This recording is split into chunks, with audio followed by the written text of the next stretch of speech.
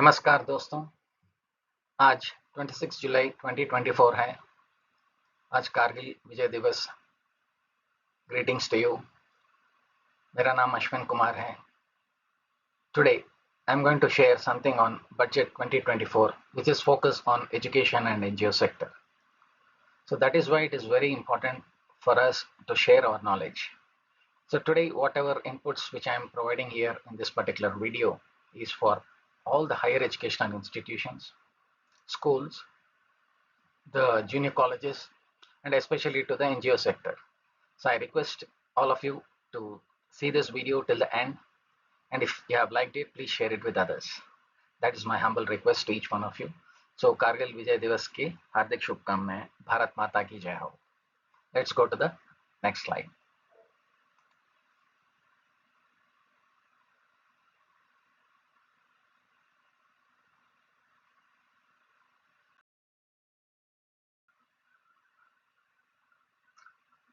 Today, the focus is going to be more, especially on this presentation, on education sector and NGOs. Why both of them are interlinked and why they should work together. Even they work independently, it's not an issue. The entire budget is trying to understand the priorities in the coming 5 years, if not 5 years, at least for the next 3 years also. So education sector, they have to focus on the skill development programs, whether from school standards, 8th, 9th, 10th students, or especially 11th and 12th students, or graduates or postgraduates also. And especially the key role, the department that is going to be played is by NSS department. So I request all the NSS department people who are watching this video, kindly discuss with your vice chancellor, have a proper skill development program in your universities and the respective colleges where you have studied also. This plays a key role. Why? Let us understand.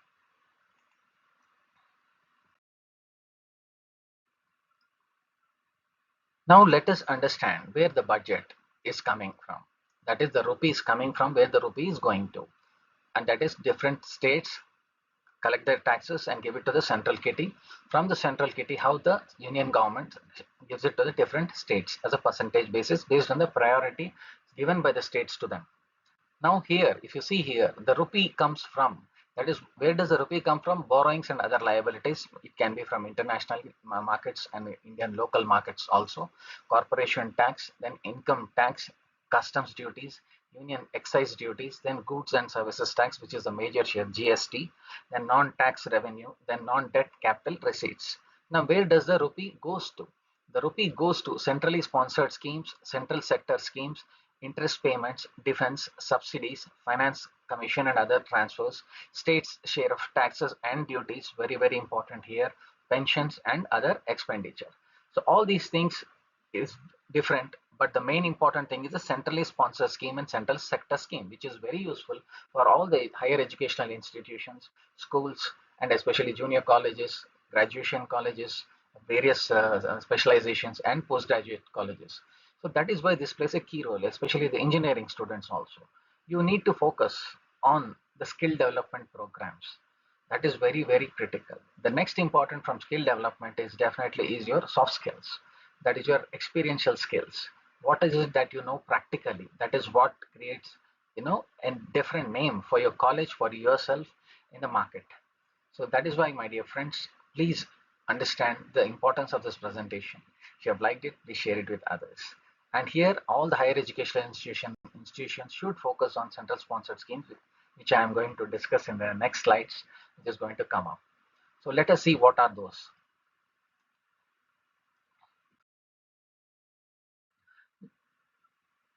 Before we really go into understanding the budget, we should know what is the present unemployment rate. The state-wise unemployment rate is given here, especially the North Indian states, Rajasthan, West Bengal, having a lot of unemployment rate. Overall, India is poised at 6.56, but according to the latest reports, it's touching somewhere around 9%. So we have to check the papers, but as far as the last information I have received, it is touching somewhere between 8.5 to 9%. So why this unemployment is at all-time high compared to so many years? Because the focus, because we had a COVID, and the COVID also, created, we disturbed the economies of the world. So because each country is dependent on the other country also. So that is why we need to understand from global perspective as well as from the national perspective, right? So let us go to the next slide.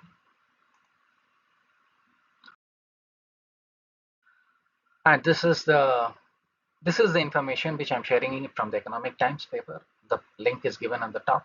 The economic survey is done by the Union Government of India every time whenever they announce the budget before that. So what is it? India has got 18.3% unpaid workers, 57.3 of total workforce which are self-employed. What is the current state? Indian workforce is nearly 56.5 crores, roughly estimated around 60 crores population. Then with the 45% employed in agriculture, then 11.4% in manufacturing sector, 28.9% in services. If you see here, this is a critical factor. 28.9% graduates, postgraduates go into the services sector. And especially 45% are employed in agriculture. That is also a very critical factor because India is basically an agrarian economy. 13% in construction, which highlights the economic survey. This is not my data. This is the data from the economic survey. In terms of employment status of workers, 57.3% of total workforce is self-employed and 18.3% is working as unpaid workers in household enterprise. Definitely this will be more, but still it's put at 18.3%. Casual labor comprises of 21.8%. Again, this is high compared to total workforce, and the regular wage and salaried workers are at 20.9% of the total workforce. So please understand, whichever college you are studying, especially the students, graduates and postgraduates, understand budget, understand your state's budget, understand the national budget, and see the priorities that is being given. Kindly do not get polarized by any political party, religious ideology, or anything. For us, we are all Indian taxpayers. Okay, as an Indian taxpayer, you are an Indian job seeker, or if you are starting your own enterprise, you are an Indian job giver. Like APJ Kalam said that be a job giver, not a job seeker. Let us see what the focus is on. Let us go to the next slide.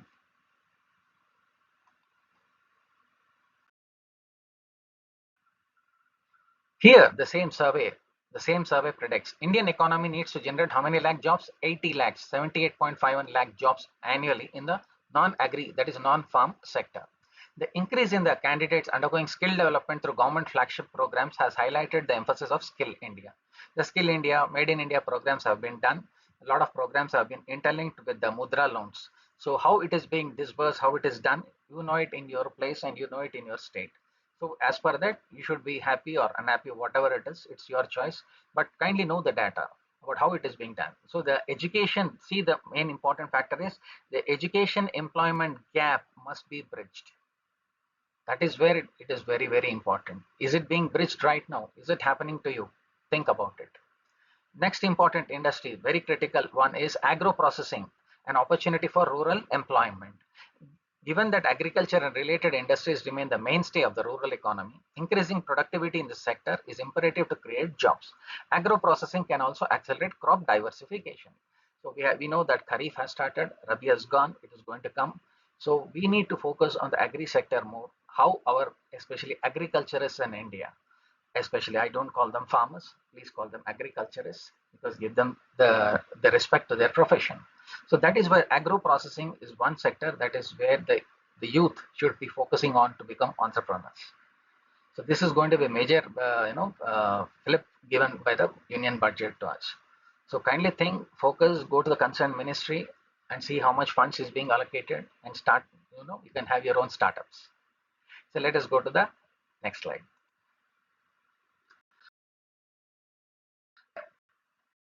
Entire, yeah. If you see here, now the entire focusing is on employment and skilling program. What are they doing here? 20 lakh youth will be skilled over a 5-year period. The skilling program, around 1,000 industrial training institutes will be upgraded. So that will be definitely focus on skill development, especially for the ITI people who are studying ITI. It's a good news for you. So a lot of budget is going to be pumped into ITIs and especially for the engineering sector. And what are the things which are coming for the first timers? Scheme A, Scheme B, and Scheme C, which is being told here. That is why we have to understand, especially all the educational institutions and NGOs. this slide is very, very critical and important for you, this entire presentation also. So that is why if you see scheme A, first timers, 1 month wage to the new entrants in all formal sectors, 3 installments up to 15,000, expected to benefit around 210 lakh youth. So that is what they are trying to target. So let us see job creation in manufacturing, support to the employers. Everything is being done for the focus of creating skill development program is on the top priority for the union budget of India. So kindly make a proper project plan, project report on this. Let us go to the next slide.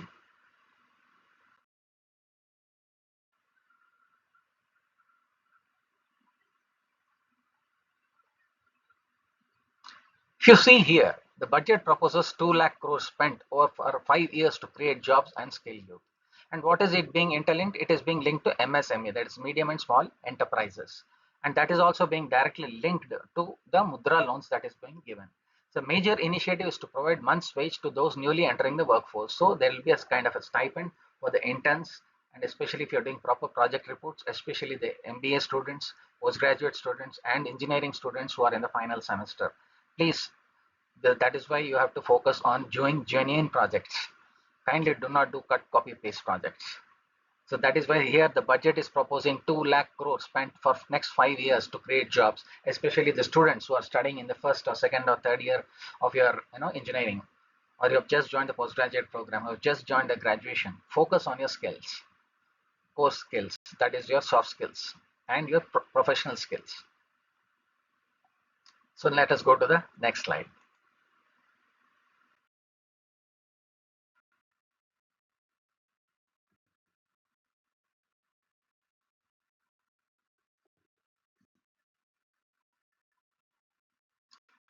Yeah, the good news here is rupees 5,000 is being stipend is being paid for 1 crore youth to do internship. So I request especially all the junior colleges, degree colleges, engineering colleges, and post-graduation colleges to focus on this 5,000 stipend for the youth. And not only that, if in case they have joined the job, the government is also doing for the PF 6,000 rupees is the contribution from the government side also. So you can read this entire article here. This entire thing cuttings has been taken from the newspapers, yesterday's newspapers, and made it easy for you to understand why this presentation is being focused on education sector and especially for the internships. So here we have to have real-time projects, experiential learning. That is where the students will learn live about whatever they have studied in their education should be implemented practically. So the project report should have some practical, training part of it. So that they also know they are ready for the industry. So their employable skills are a must. What is it? Let us know. Let us go to the next slide.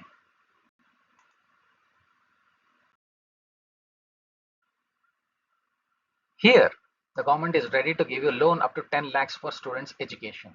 And please remember that if you are taking this 10 lakhs, it's a huge burden. So please think twice, not twice, thrice before you take up the 10 lakhs education loan.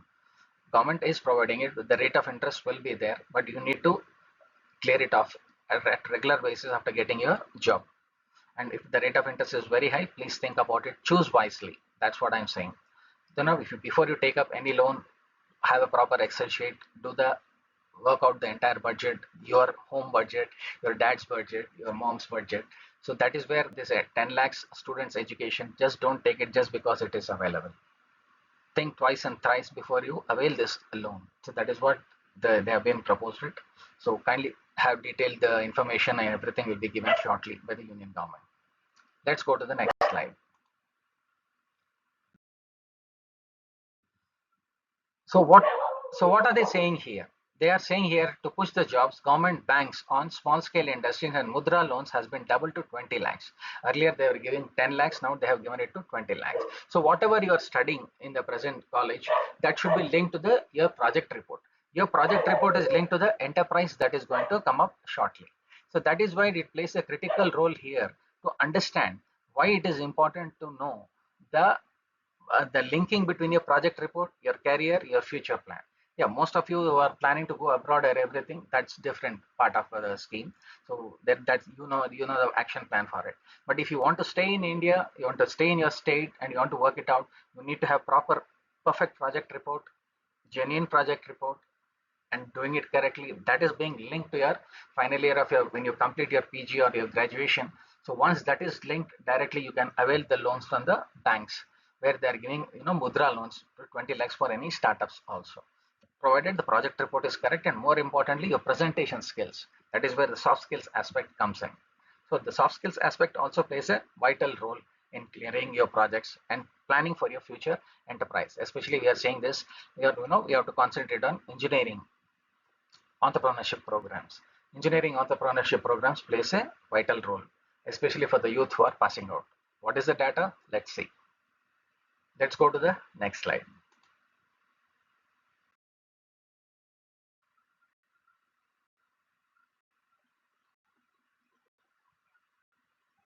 Now, my dear friends, if you see here, more cash for rural housing and livelihoods. When you're saying about rural housing, definitely two important professions will come into the place, especially civil engineers and electrical engineers. So definitely they play a key role in the rural housing and the livelihoods program. This one, which is going to be talked about the next page, bill on education skill development, is totally directly related to Telangana part of it. And the youth, the university colleges, students, NSS department who are from Telangana, they can focus on this. So if you see the entire, this is the gist of the state and union government budget. Focus on rural housing, rural livelihoods, and we are having bills on education, skill development, and Raito. That is basically on rural development and rural areas. So that is why please focus, have a proper project report, have a proper action plan for skilling, skill development programs in your educational institutions. If your educational institution is not providing, go and get yourself trained from outside.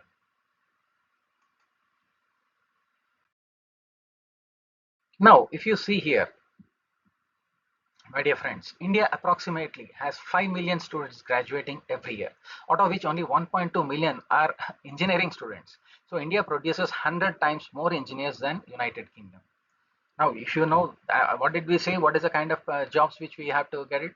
In the government sector, roughly around 80 lakh jobs. Where is 80 lakh jobs? And where we are trying to talk about 1.2 million engineering students, and we are talking about 5 million students graduating.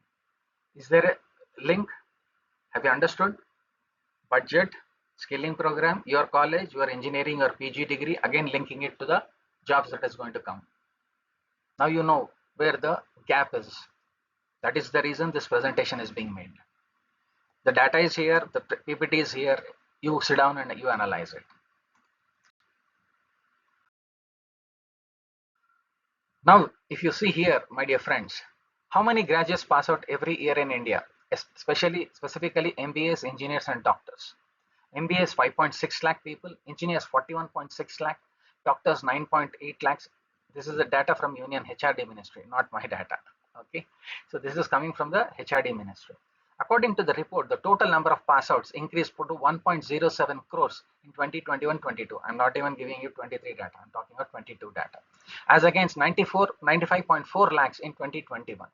As the undergraduate level, 24.16 lakh students graduated from BA course, followed by science discipline with 11.97 lakhs. At the postgraduate level, the highest turnout is observed in social science, with 58.5% female students, and science has been second highest turnout with 2.61 lakh passed out, with 62.6% female students mentioned in this report. At the PhD level, we are talking about highest level. PhD level, the highest turnout in the science stream has been 7,408, followed by engineering and technology 6,270. All of them need jobs, but need not necessarily be the government jobs, with private sectors also, in the academic, in the university departments also. That is why this particular thing is very, very critical. Please see the slide carefully. It has been published in the Indian Express. So you make your own analysis, what kind of skills, what kind of career counseling program you should undertake. It is here, I would like to say, my company S9, we do career counseling sessions also. We do the SWOT analysis assessments, help you understand what are the best goals for you on an individual basis. Right? Let us go to the next slide.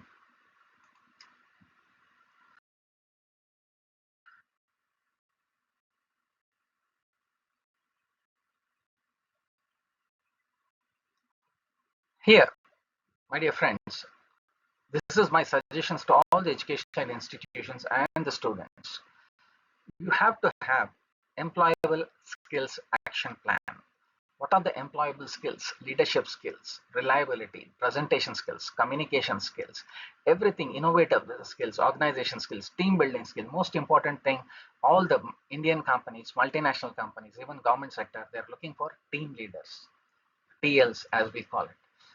What does it take for you, an individual, to become a team leader? It's just not about your own individual self goal. It's all about the organization goal and your personal goal linked to the organizational goal. And you have to prepare your own goal charts. That is why you design your own employability skill plan. So that is why employable skills action plan can be done individually by your faculty, by your placement officer. If not, I am there. Kindly get in touch with me. We'll sit down, we'll prepare a proper employable skills action plan for you. Then focus on training youth on soft skills.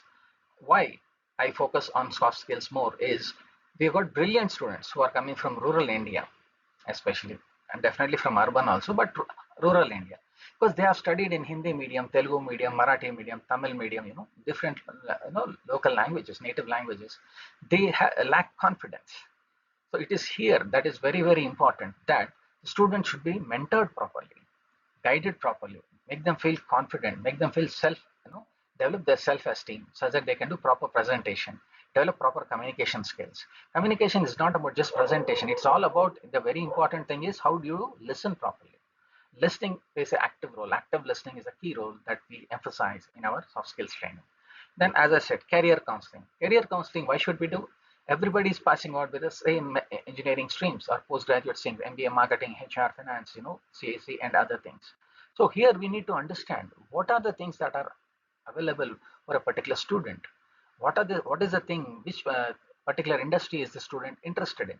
That is why the career counseling session helps. If you're already doing it, great, fantastic, good show.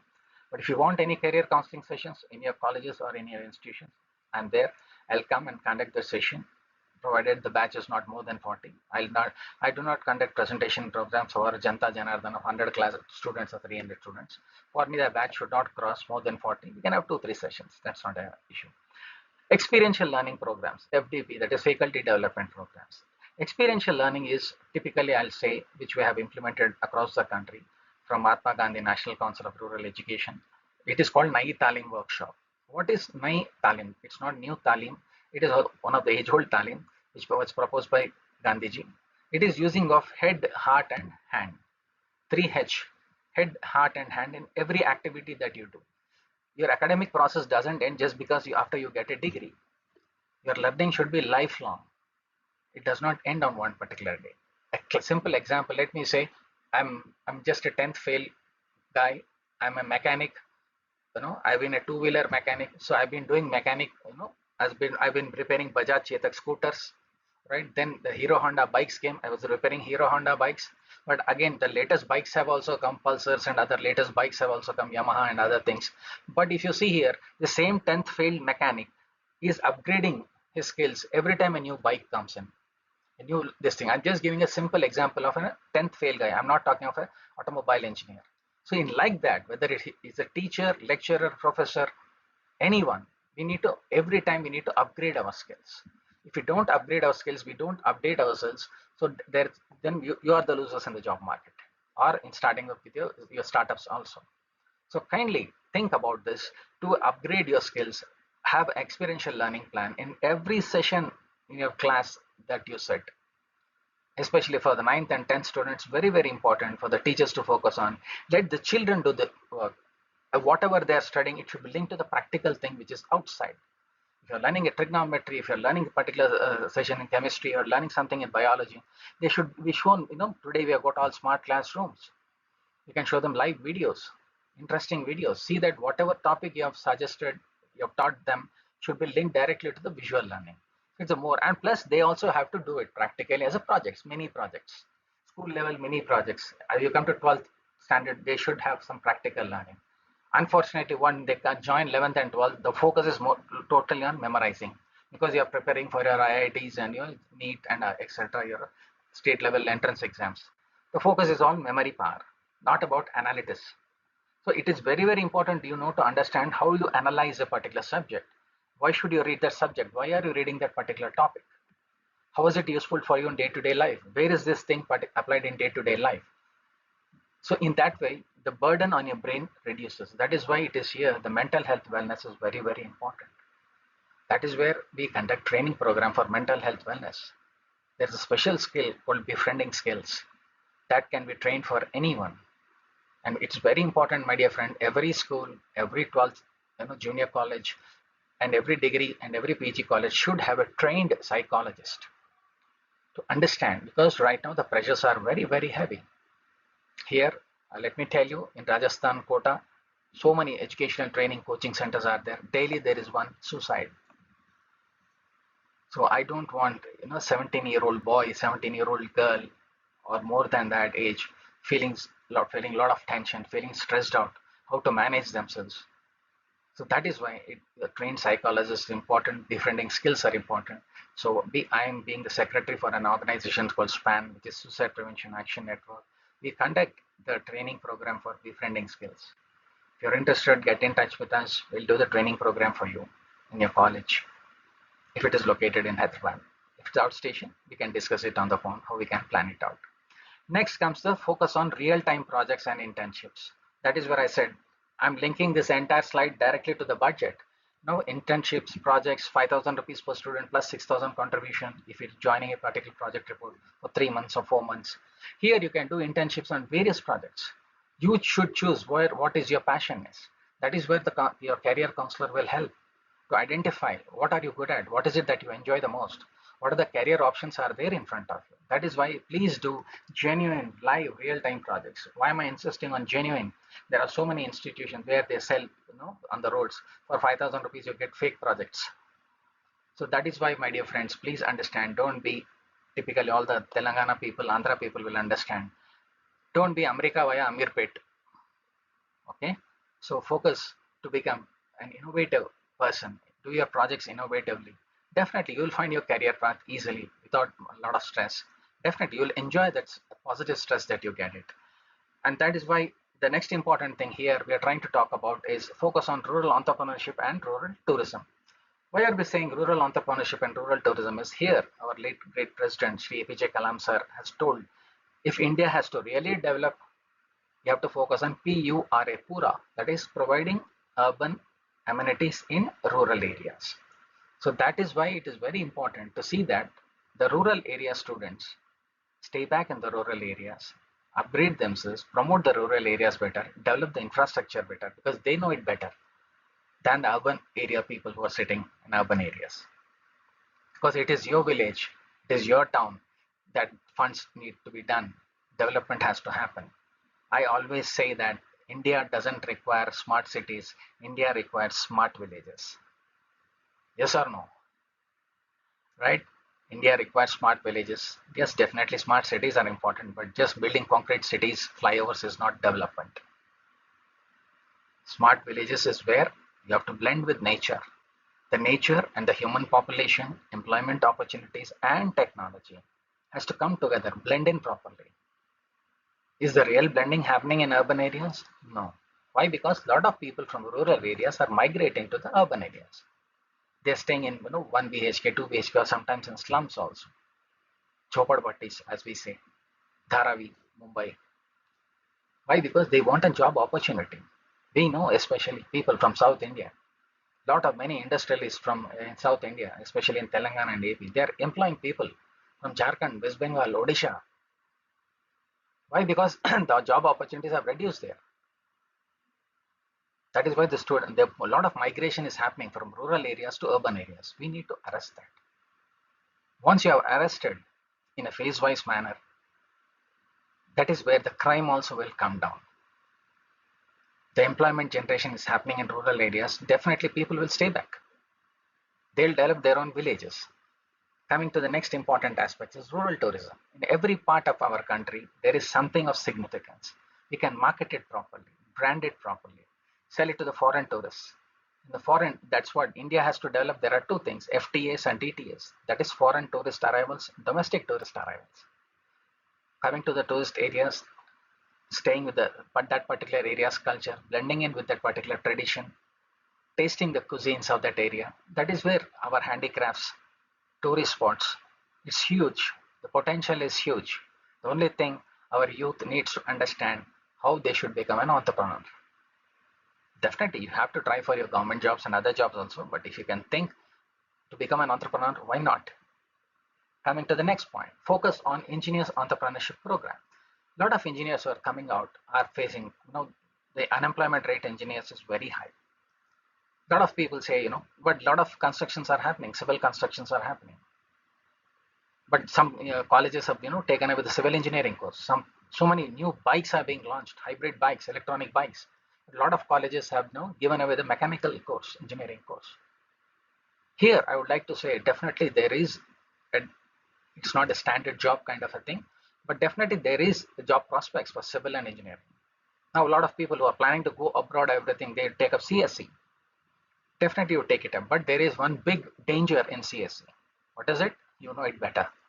That is artificial intelligence, machine learning, business analytics. Everything is transforming. Why? Because entire CSC is based on one word, that is automation. Today, in somewhere, some part of the globe, this second, somebody is automating some process. So by the time you finish your course, you finish your project, you do a particular thing because this is the latest trend in doing this particular project. By the time you finish it, something new will come up, especially in CSC. So you start focusing on, coding, Python, Java, everything. How many people are going to play the video games? Gaming industry. It's huge, but definitely you know it better, especially CSC engineers who are watching this video. Somewhere some automation is happening. Why? The simple reason is some 5-6 years back, designing a website was a major process. But today, is it? No. You just download an app. Today you have got AI, this thing, just fill up the data, website is ready. That is what we call it as automation. So automation is going to kill a lot of jobs, especially for CSC guys. That's my strong belief. So start developing your other skills. Start developing your, presentation skills, Excel skills, the basics. That is very, very important. And especially foreign languages also. And hands-on skill, maybe repairing of a laptop, repairing of a mobile phone, repairing of an AC, anything that can do hands-on. That is what we call it a skilling aspect. So these are the aspects in which all the educational institutions should focus on, especially all the 10th class students who are passing out, 12th class students who are passing out. Engineering and medicine is not the only careers. Apart from engineering and medicine, there are so many other things which you can do shine brightly. First thing is find out what you are good at. Not everybody can be engineers, not everybody can be a doctor. There's veterinary sciences is also there. Architecture courses are there. Animal husbandry department is there. So many agricultural department is there. As I said, India is an agricultural economy. How many tractors are being sold? How many tractors are being repaired? Engineering tools, agri tools. There is a lot of scope, my dear friends, provided we both work as one team. We are really serious about your future. If you are an educational institution who's watching this video, if you are really serious about your students, sir, madam, please focus on these employable skills, employability skills. They should be industry ready when they pass out. When they're finished with their graduation, they should be industry ready. And if they're finished with their post-graduation, they should be industry ready. Not getting some placement in a job or everything. Without any recommendation, they should do their walk-ins. They should be ready to face the group discussion. If you are preparing for UPSC and other civil service exam, group discussion is important. Personal interview rounds are very, very critical. So kindly think on this. So let us go to the next slide.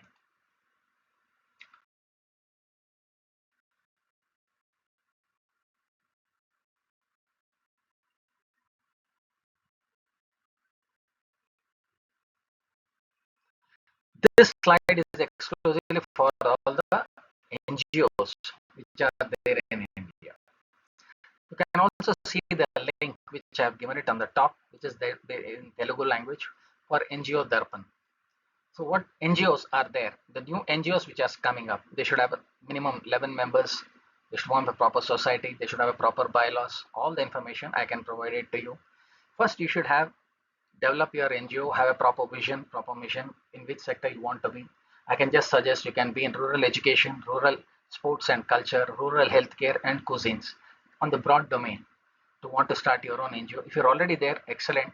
You can develop your project report, centrally sponsored schemes which are there, central sector schemes, you can avail that particular thing. Have a proper vision and mission, have a proper website, and all these things are done. Meet your auditor, get your audited report done for the last 3 years, upload everything in your website, such that the people who are sitting at the center, they'll for the listing in the NGO Darpan.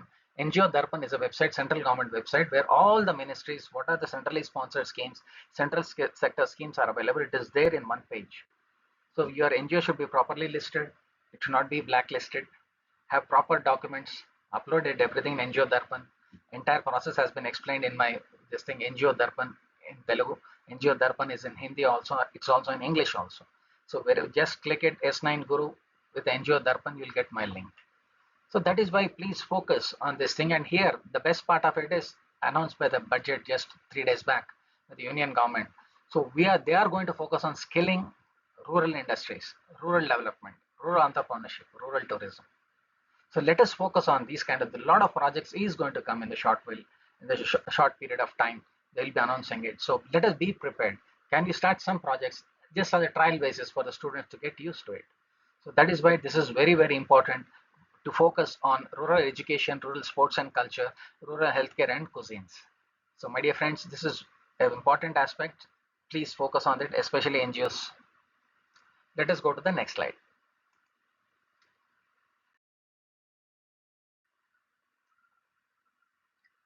So my dear friends, my name is, as I told you at the start of the program, I am K. Ashwan Kumar, Chief Learning Officer for S9 Consulting. This is based at Telangana in Hyderabad. What are the things I give? Soft skills training, career counseling, rural development programs, sales and marketing induction programs. I do the insurance for care, healthcare, LIC and National Insurance Corporation, e-literacy and e-governance programs, and RWA. RWA is Resident Welfare Associations and NGO services, and student project management. I don't go to the micromanagement, I do the macro part of it, guiding the students what projects they should undertake. This will add very good help to the students. Then banking and financial programs, which I conducted on the BFSI training also. I've been trained by the NSDC, this thing, and RTO Australia also. And we do a lot of social service campaigns. Here, I would like to say that I conduct training programs for drug abuse, suicide prevention and action network. And we do for entire thing for cybercrime prevention. So any of you are interested to join as volunteers also can join our NGOs. Also, we provide the training for that also. So my prime focus is soft skills, career counseling, and the rural development programs. With this, I take your leave. I really thank you. Uh, I really thank you for watching this video patiently. If you have liked it, please share it with others. So this is about me. This is what we do it in this center at S9 Consulting in Telangana, Hyderabad. So today being Kargil Vijay Divas, Bharat Mata Ki Jai Ho. Let's hope all the soldiers who have sacrificed their lives, their Om Shanti, Shanti, Shanti to. Thank you very much. Jai Hind.